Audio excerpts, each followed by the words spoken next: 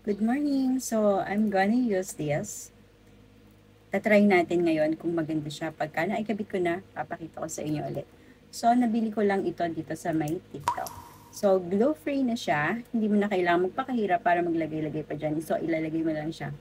All you have to do is curl your lashes. And then, apply this. So, tara, subukan na natin. Medyo may kahirapan lang siya kung paano mo siya bubuksan. So, kailangan mo lang ng gunting. Okay.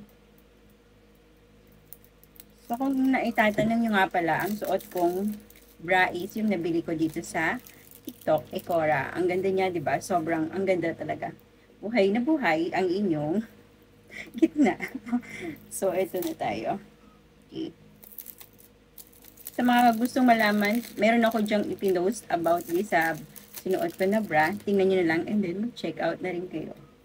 Para makuha nyo na kasi limited lang yung kanilang mga stocks. So, mabilis maubos, ibig sabihin, mabenta. So, this is how you do it, guys. Meron siyang nakalagay dito. Sundin nyo lang yung instruction. So, yan ang gagawin natin. First, kailangan ko muna siyang tanggalin dito. There. So, ito na siya. Okay, subukan ko na ha.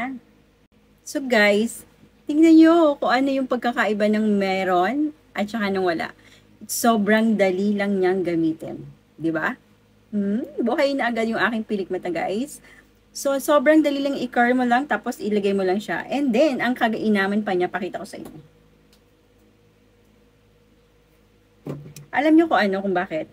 Kasi meron siyang pang-outer, meron siyang pang-middle, at saka meron siyang pang-inner dito.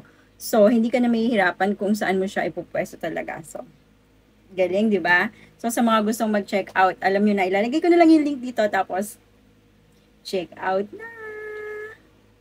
Lagyan pa natin yung isa. So, ayan na nga, mga mare. Tingnan yung aking eyelashes. So, kompleto na siya. Nalagyan ko na siya pareho. So, kung gusto nyo malaman kung ano yung ginamit ko, ito lang. Ayan, hanapin nyo lang ito sa aking link na ilalagay ko dito sa mismong video na to. And then, eto na, meron na kayong perfect eyelashes. Sobrang dali lang niyang gamitin. Just like 1 minute, meron ka ng eyelashes. Natatagal siya kahit na i-ano-ano mo pa siya sa hangin, iharap mo pa siya sa hangin, ayan, like that. Hindi siya malalagas. Okay, and then, safe na rin to sa ating mga pilik mata kasi hindi siya sasama once na tinanggal mo siya.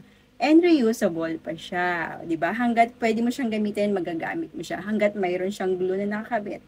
So, easy to use and easy to remove.